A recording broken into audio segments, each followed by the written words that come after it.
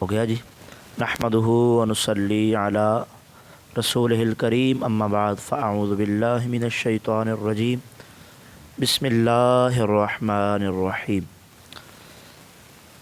اللہ رب العزت نے سورہ نساء کی آیت نمبر 129 5ویں پارے کے اندر ارشاد فرمایا وَلَن تَسْتَطِيعُوا تم ہرگز تم سے نہ ہو سکے گا کیا ان تعدلوا یہ کہ تم عدل کرو.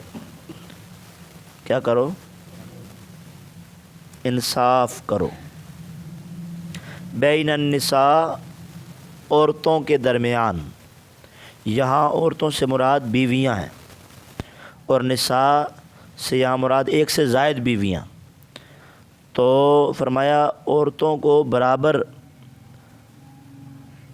رکھو. ہاں اس میں فرمایا یہ تم سے نہیں ہو سکے گا. وَلَوْ حَرَصْتُمْ اگرچہ تمہیں کتنی ہی ہرس ہو کتنی تم ہرس کرو. فَلَا تَمِيلُوا تو فرمایا تم نہ جھک پاؤ گے کل المیل پوری طرح جھک پانا. ٹھیک ہے جی.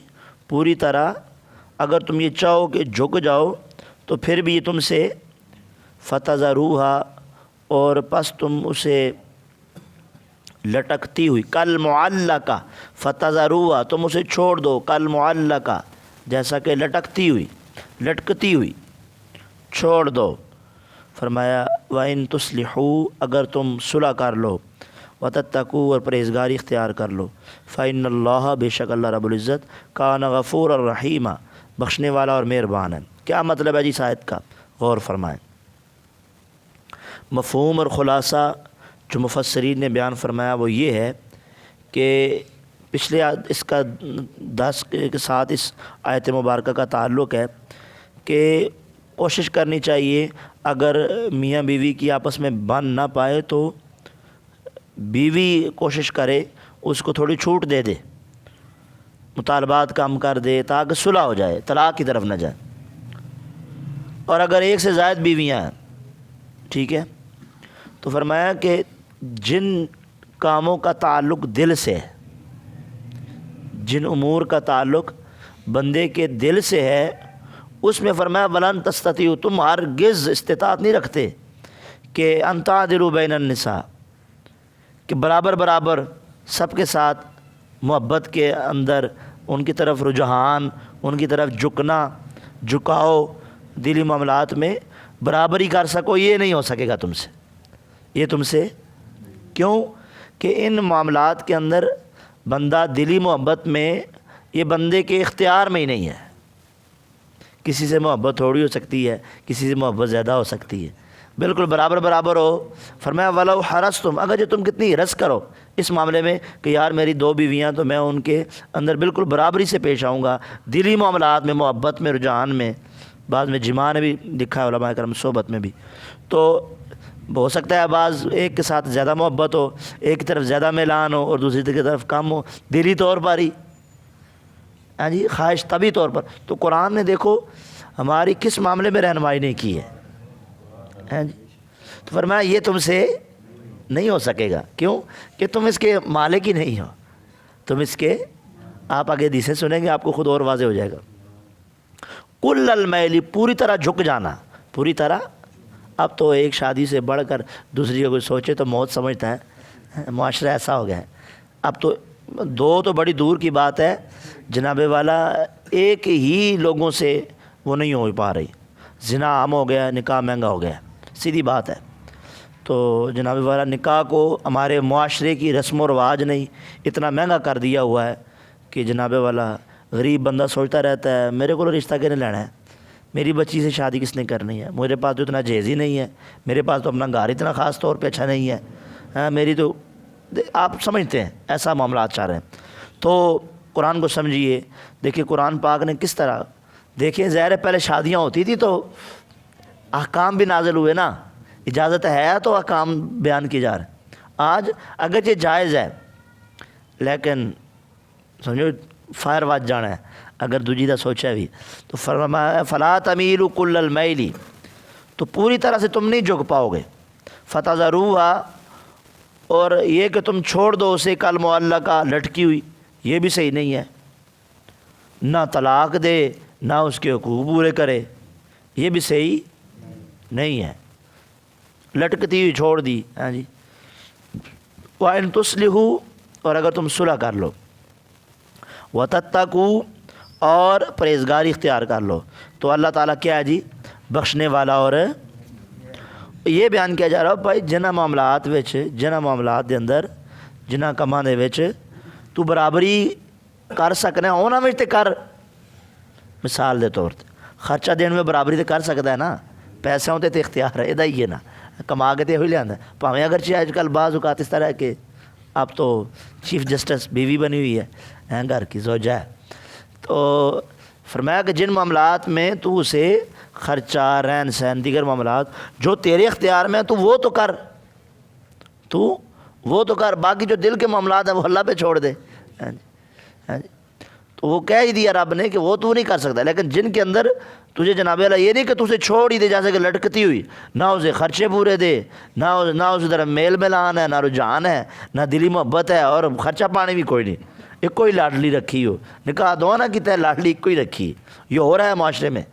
جی، تو یوں نہیں کرنا چاہیے۔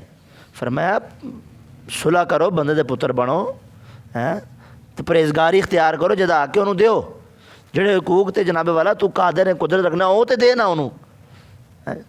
فرمایا وَتَتَّقُوا، اللہ سے ڈرو، فَإِنَّ اللَّهَ كَانَ غَفُورًا رَحِيمًا۔ محبت اختیاری شے نہیں، تو بات چیت تو اختیار میں ہے نا، اس نے اخلاق تو اختیار میں ہے نا، کھانا یہ تو اختیار میں ہے نا، پہننے کے لیے دینا یہ تو اختیار میں ہے نا۔ ایسے جتنے بھی کام ہیں جن میں برابری کرنا اختیار میں ہے، ان امور میں دونوں کے ساتھ برابری اور یکساں معاملات کرنا اس کے اوپر کیا ہے؟ ضروری ہے۔ ٹھیک ہے جناب۔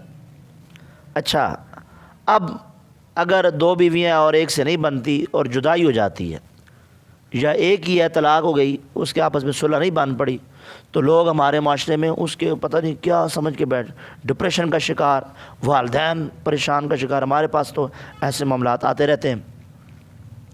تو وہ طلاق ہو گئی، لو جی پتہ نہیں قیامت ٹوٹ پڑی ہے، لیکن سنیں قرآن کیا کہتا ہے، وَإِن يَتَفَرَّقَا، اگر یہ دونوں تفرقا، یہ تثنیہ کا صیغہ ہے، ان کی وجہ سے یہ جناب والا، ان شرطیہ کی وجہ سے جناب والا یہاں پر یتفرقان ہی تھا تو نون گر گیا، نون تثنیہ، تو معنی یہ ہے کہ اگر وہ دونوں جدا ہو جائیں، یعنی میاں بیوی کیا ہو جائیں، طلاق ہو گئی، یغنی اللہ، تو فرمایا اللہ رب العزت اس کو بے نیاز کر دے گا۔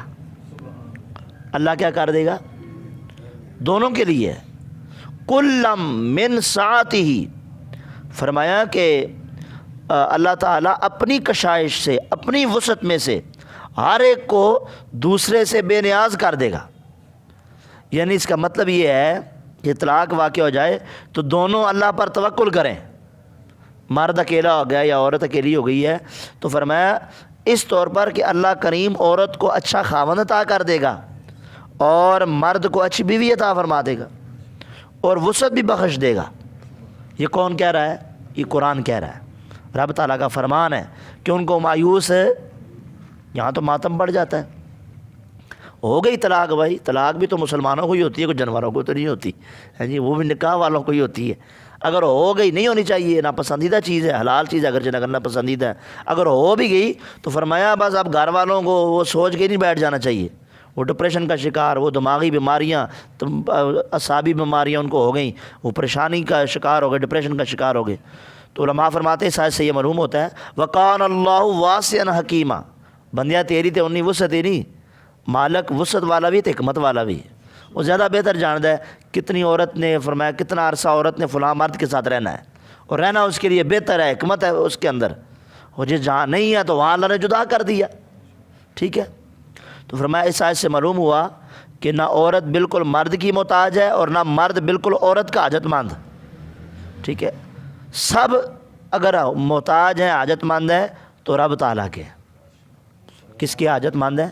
اللہ کے حاجت مند ہیں، ایک دوسرے کے بغیر کام چل سکتا ہے، اس لیے تو قرآن کہہ رہا ہے اگر جدا ہو جائیں تو اللہ ان کی مدد کر دے گا، اللہ ان کو ہر معاملات میں ان کو بے نیاز کر دے گا ایک دوسرے سے اپنی وسعت سے، ٹھیک ہے۔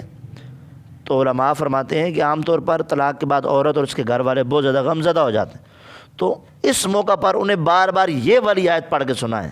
اور بھائی قرآن رب میں کہہ رہا ہے، قرآن میں رب کہہ رہا ہے بار بار کہ پریشان ہونے کی ضرورت نہیں ہے، اللہ اور بدلہ عطا فرما دے گا اور کرم فرما دے گا۔ تو اس میں فرمایا کہ شوہروں کو بھی ہدایت ہے کہ وہ اپنے آپ کو بیویوں کے مالک و مختار نہ سمجھیں، اور یہ نہ سمجھیں کہ اگر انہوں نے چھوڑ دیا تو اب کائنات میں ان عورتوں کا کوئی سہارا ہی نہیں بنے گا، اب میری بیوی تھی تو میرے کو ہی کھاندی پیندی تھی، ہوں بھوکھی مر جائے گی، یہ نہیں ہے۔ اگر تو نے نہیں دیا تو کوئی اور سہارا بن جائے گا، رزق تو مالک اسے دے ہی دے گا، چاہے کسی سہارے سے بھی دے دے، ٹھیک ہے۔ ہاں جی، تو فرمایا کہ اگر انہوں نے چھوڑ دیا تو کائنات میں اب ان کو کوئی عورتوں کا سہارا ہی نہیں، ایسی بات نہیں ہے، اللہ رب العزت چاہے گا تو ان کو سہارا عطا فرما دے گا۔ اب یہاں پر آپ کو مثال پیش کرتا ہوں، صحیح مسلم حضرت ام سلمہ رضی اللہ تعالیٰ عنہ ام المومنین حضور کی زوجہ، جب ان کے شوہر کا انتقال ہوا نا تو آپ فرماتی ہیں کہ میں نے حضور علیہ السلام کو یہ فرماتے سن رکھا تھا، آپ کا فرمان کہ اگر کسی کو کوئی مصیبت پہنچے نا، طلاق ہونا یہ بھی تو پریشانی ہے نا، مصیبت ہے، فرمایا اگر اسے کوئی اس طرح کا معاملات مصیبت کوئی بھی پہنچے، یہاں تک فرمایا چراغ بھی اس وقت بجھ جاتا تو حضور یہ پڑھا کرتے انا للہ و انا الیہ راجعون، کیونکہ ہر وہ چیز جو مسلمان مومن کو اذیت پہنچائے وہ اس کے دکھ میں مصیبت ہی ہے۔ تو فرمایا وہ کیا پڑھے، انا للہ و انا الیہ، آگے دعا ہے اللہم اجرنی فی مصیبتی، اے مولا میری مصیبت میں مجھے اجر عطا فرما، واخلف لی خیرا منہا، اور اس کے بدلے میں مجھے وہ عطا کر جو اس سے بھی بہتر ہے۔ تو اب ام سلمہ رضی اللہ تعالیٰ آپ فرماتی ہیں کہ ان کے جو شوہر ہیں ان کا انتقال ہو گیا، تو کہنے لگیں کہ میں نے سوچا ان سے تو مجھے شوہر اچھا ملے گا ہی نہیں، اتنے اچھے تھے کہ جنہوں نے حضور کی خاطر سب سے پہلے اپنا گھر چھوڑا، ہجرت کی ہیں تو مدینہ شریف کی طرف، تو ان جیسا شوہر تو مجھے نہیں ملنے والا۔ آپ کہتی ہیں مجھے اچانک یہ حضور کا وظیفہ بتایا ہوا یہ دعا یاد آ گئی، میں نے یہ کلمات پڑھے اور یہ دعا کی، سنیے وہ تھیوری تھی اب پریکٹیکل ہے جی۔ وہ کیا ہے، کیا فرماتی ہیں کہ جب میں نے یہ دعا کی تو میرے شوہر کے انتقال کے بعد جب میں نے یہ دعا پڑھی تو اس کی برکت سے اللہ رب العزت نے مجھے ان سے بھی بہترین شوہر یعنی رسول اللہ صلی اللہ علیہ وسلم عطا فرما دی ہے جی، مجھے اللہ نے اپنا نبی شوہر کی صورت میں عطا فرما دی، تو ان جیسا بڑھ کے وخلف لی خیرا منہا، مجھے اس سے بہتر اچھا عطا فرما، جو سے بہتر، تو اس سے بہتر رسول اللہ سے بہتر اور کون تھا میرے لیے۔ ہاں تو بھائی جن معاملات کے اندر آپ کو اختیار ہے وہ کریں۔ عمر بن خطاب رضی اللہ عنہ دعا مانگا کرتے تھے، اے مولا دل کے معاملے میں جو محبت کے معاملات ہیں ان کا میں مالک نہیں ہوں، جس کا میں مالک ہوں مجھے اس میں جناب والا برابری کرنے کی طاقت عطا کر دے، اور اس کے اندر میں مالک نہیں ہوں، اس کے حوالے سے تو ہی رحم فرما۔ حضور علیہ الصلوۃ والسلام کا بھی عمل ہے، حدیث مبارکہ کے اندر آتا ہے کہ آپ جو باری اختیار کرتے تھے زوجہ اپنی ازواج کے اندر، وہ برابری پوری کیا کرتے تھے، کہتے مولا جن معاملات کے اندر میں نے کر سکتا تھا وہ میں نے برابری کر دی، اب دل کے معاملات میں تو ہی بہتر فرما۔ تو جن معاملات کے اندر بندے کو اپنی زوجہ کے حوالے سے حقوق جو بیان کیے گئے اس میں کر سکتا ہے تو اس پہ اوپر کرنا ضروری ہے، جن کے اندر اس کو اختیار ہے، جس کے اندر اختیار نہیں ہے وہ کوشش کرے اور اللہ کے سپرد کر دے، ٹھیک ہے۔ اللہ تعالیٰ ہم سب کو عمل کی توفیق عطا فرمائے، مرد کو شوہر کے، شوہر کو اپنے مرد کے حقوق پورے کرنے کی توفیق عطا فرمائے۔ جو اپنی شوہر کا حق ادا نہیں کرتا، دو بیویاں نے کر لیندے نے، ایک نوں تے چھپا کے رکھے، ایک نوں تے چھپا کے رکھے، نہ اینوں پتہ ہے نہ انہوں پتہ ہے، کدی ادھر ہم جانتے ہیں کئی لوگ یعنی ایسے، ہمیں کئی لوگوں کو پتہ ہے اس بارے، تو دڑ بٹی نے کدے ادھر جاننے چھپ کے ادھر جاننے نے چھپ کے ہیں جی، تو پتہ چل دوستوں کو تو ادھر تلے گا یار تو نہ دس دیں کدھر نا پھڑے جاؤ ہمیں چھتر پہ، تو یہ معاملات نہیں ہونے چاہیے، پھر وہ مل جل کے سارے معاملات کرنے چاہیے ہیں جی. تو جو بیویاں شادی تو کر لیتے ہیں لیکن ان کے حقوق پورے نہیں کرتے، تو ان کے بارے سے یقین کرے یہ ترمذی شریف کی حدیث مبارکہ کہ جو اپنی کسی زوجہ کا حق پورا نہیں کرے گا تو فرمایا قیامت کے دن ایسی حالت میں آئے گا کہ اس کا ایک پہلو جھکا ہوا ہوگا، یعنی جب فالج زیادہ ہوں ایک ٹھٹھیا ہوں تو ایک سیدھا. فرمایا اس طرح وہ آئے گا قیامت والے دن کہ اس کا ایک پہلو پورا جھکا ہوا ہوگا، یعنی جب بالکل پیرالائز ہوتا ہے.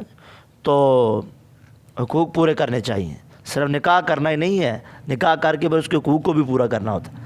اللہ تعالیٰ عمل کی توفیق عطا فرمائے. صلاۃ والسلام